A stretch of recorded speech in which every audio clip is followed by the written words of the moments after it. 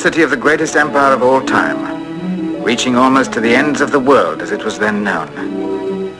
You're looking at a replica of the ancient city as it was in the days of its greatest glory. This is the Roman Forum, political and cultural heart of the empire. These magnificent buildings symbolize the power and the might that were Rome.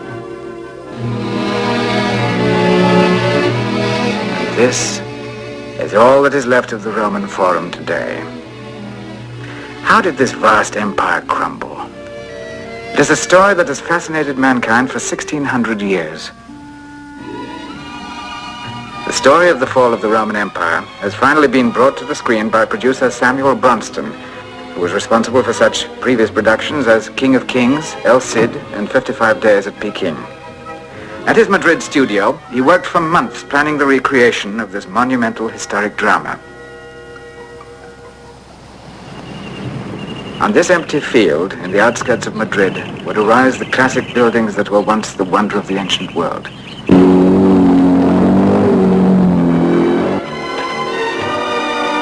The schedule allowed 6 months to reconstruct a city that had originally taken hundreds of years to build. Philosopher-historian Dr. Will Durant, author of The Story of Civilization, moved to Madrid as a consultant on the vast project. With construction underway, planning continued on other production problems. The all-important woman's viewpoint was provided by Mrs. Bronston. Sketches for 10,000 costumes had to be approved before work could start on them. The cast began to assemble from all over the world. Sophia Loren was the first to arrive. It was late at night and raining, but that didn't keep Sophia's fans from turning out en masse to greet her.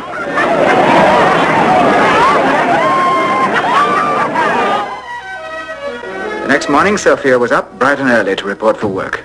Tests were the first order of business. For those of you who don't know, in a major production such as this, the cast spend days on end testing makeup and wardrobe before the picture starts. This is Sir Alec Guinness testing his wardrobe for the role of Marcus Aurelius, last of the Roman Empire's philosopher kings. The failure of Marcus Aurelius to appoint a successor led to the decline of the empire. Here is a series of tests to find the best makeup for Christopher Plummer in his role of Commodus, the dissolute son of Marcus Aurelius. Stephen Boyd plays Livius, the Roman general whom Marcus Aurelius wanted to succeed him. Here is my test of one of the costumes I wear as Timonides, the Greek slave who became advisor to a Roman emperor. This test determined how Omar Sharif would be made up for his role, the King of Armenia. Finally, it was time for production to begin. Director Anthony Mann carefully checked details of the script with Dr. Durant before filming his first sequence, a love scene between Sophia Loren and Stephen Boyd.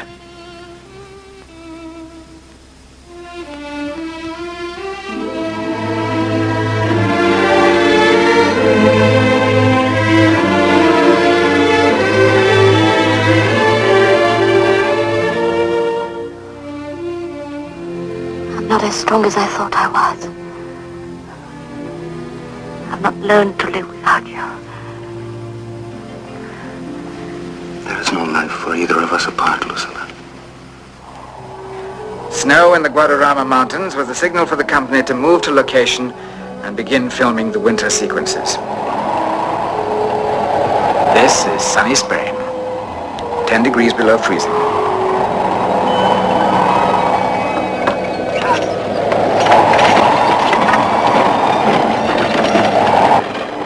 Script called for snow, and snow is exactly what we got. More of it than Spain had seen in 50 years.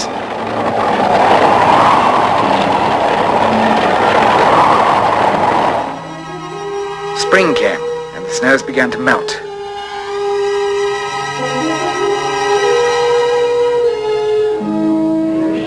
This was a new stage in the filming of the fall of the Roman Empire. For the first time, all the principal actors were on location together.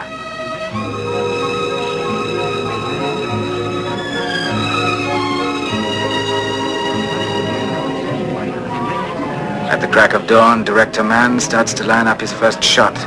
John Ireland, who plays a barbarian chieftain, makes his way to the set. Alec Guinness and most of the cast are already there. Anthony Quayle, busy chatting with a visitor. Christopher Plummer checks his lines. Mel Ferrer, who plays a blind Roman political leader, and Omar Sharif are also on hand. Top Hollywood action director Yakima Knut is briefing Stephen Boyd for a hair-raising chariot duel with Christopher Plummer. And here it is.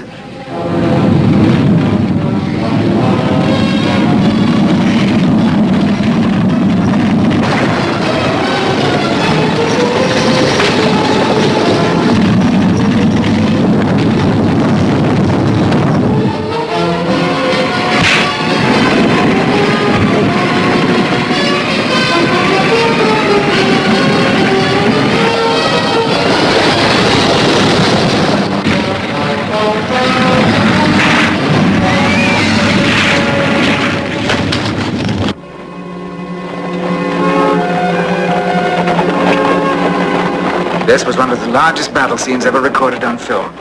10,000 men were involved. I've made a lot of films, but filming on this scale was something entirely new.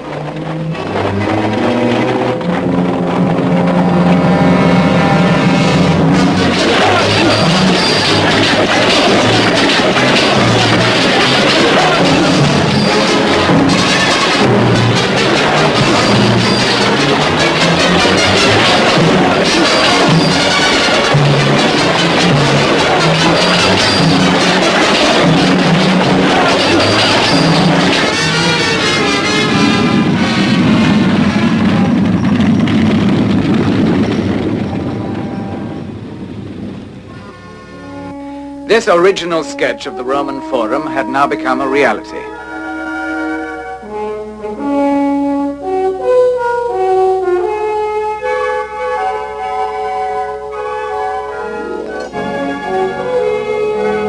Designers Colasanti and Moore and executive associate producer Michael Wyszynski inspect the Roman Forum. Now you're going to see how accurately this was recreated. These are the standing remains of the Temple of the Divine Caesar. This drawing is an artist's reconstruction of the temple, incorporating the remains. And here is the Temple of the Divine Caesar as reconstructed for the fall of the Roman Empire. Back from location, the company prepared to shoot its first scene in the Roman Forum. The Forum was converted into an outdoor beauty parlor and barber shop. Busiest man on the set was Mr. Bronston himself. A production as large as the fall of the Roman Empire poses countless problems that require immediate decisions. There's only one man who can make those decisions, the producer. Famous composer Dmitri Tiomkin from Hollywood to begin work on the musical score for the film. Although I have been in the business for so many years, I'm still a movie fan. How else but in a motion picture could a scene like this be realized? The glory that was Rome lives again, at its most spectacular.